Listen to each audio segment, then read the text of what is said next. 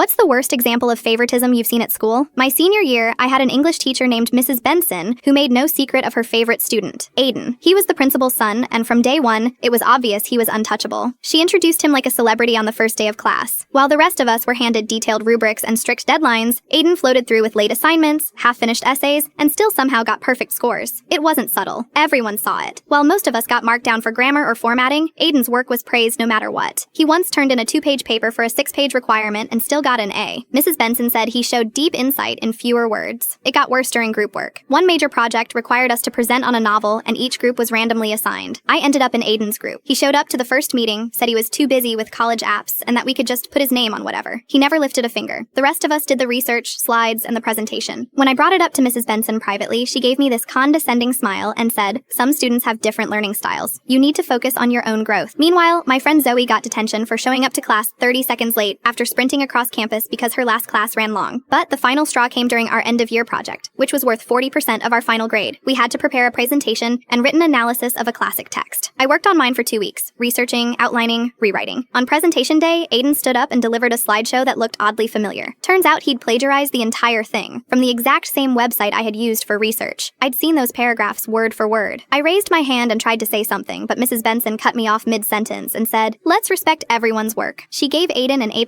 on the spot. That night, I snapped. I gathered screenshots from the website and matched them line by line with his slides. I wrote a calm but detailed email to the principal outlining everything, attaching the comparisons. I didn't expect anything to happen. This was his son after all. But I was tired of watching someone coast while the rest of us got steamrolled. The next morning, Mrs. Benson walked into class and announced that Aiden would be redoing his project due to technical inconsistencies in his original submission. Then, she pulled me aside during lunch and accused me of trying to sabotage another student. She warned that if I continued, I could fail the class for academic dishonesty. What she didn't know was that I had CC'd the superintendent on that email. 2 days later, everything changed. Word spread that the school board had called an emergency meeting. Both Mrs. Benson and the principal were called in. They didn't return that day, or the next. Rumors flew, but no one knew anything for sure. When final grades were released, Mrs. Benson wasn't there to hand them out. A substitute showed up instead, passed out report cards, and gave a short announcement that any concerns could be directed to the administration office. Aiden's perfect GPA, gone. He still passed, but it was clear something had shifted. His transcript didn't sparkle anymore. He stopped walking around like he owned the place. Mrs. Benson never came back, neither did the principal. Their names were scrubbed from the school website within a week. No one ever confirmed exactly what happened, but the favoritism stopped.